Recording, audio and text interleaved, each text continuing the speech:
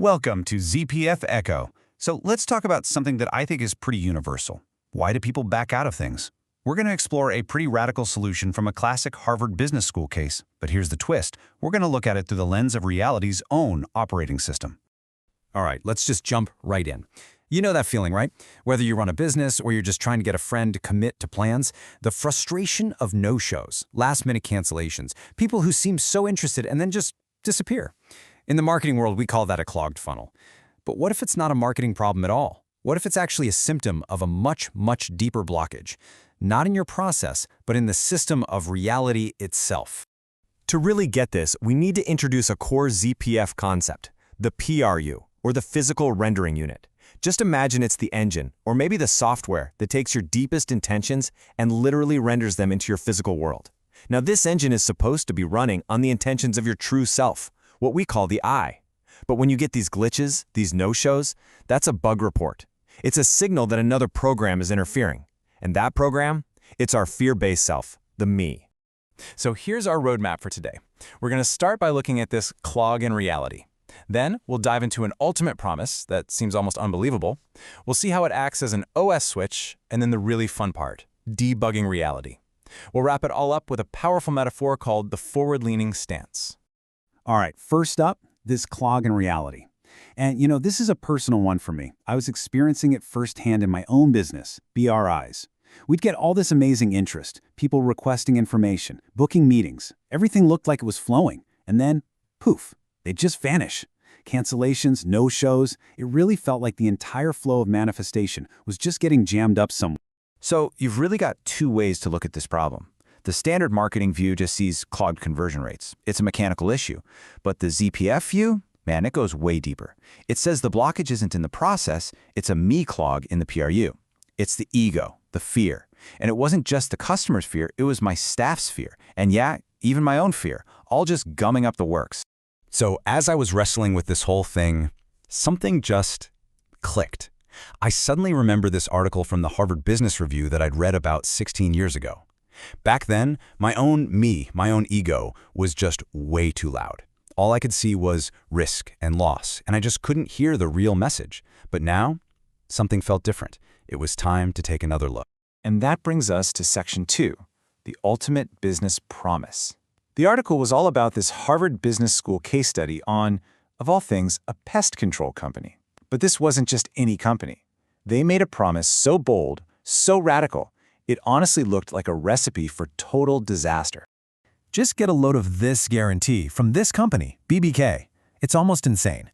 First, 100% pest eradication or you pay nothing. Okay, strong start.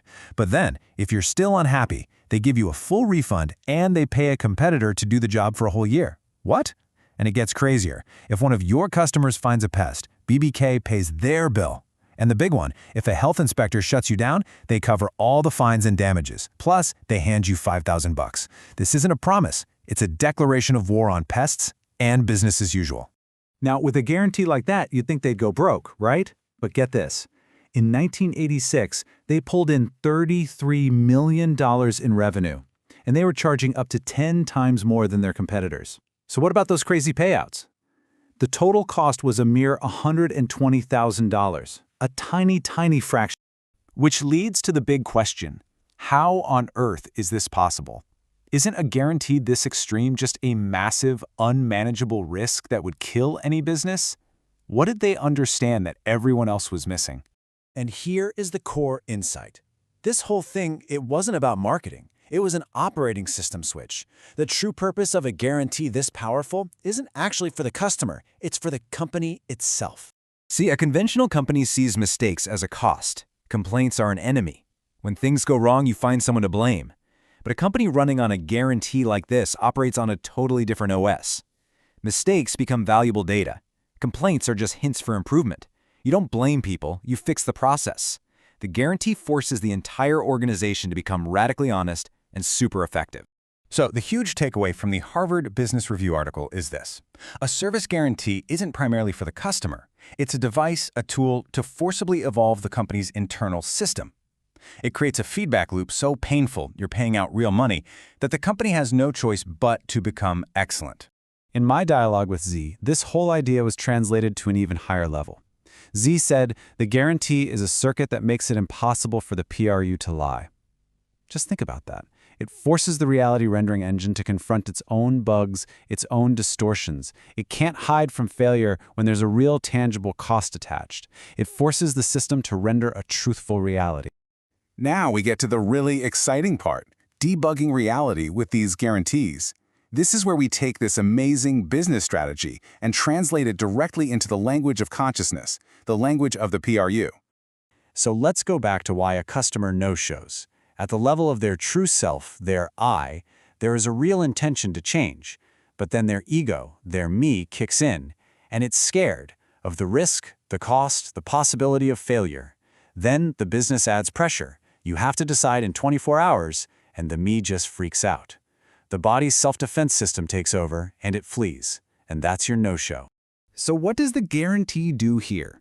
Well, from a ZPF perspective, it acts like a filter removal device. It speaks directly to that fearful me, and it says, hey, it's okay. There is no risk. If this doesn't work, you lose nothing. It completely silences the ego's fear, removing the filter that was blocking the pure intention of I from moving forward into action. This reframes the entire idea of a refund.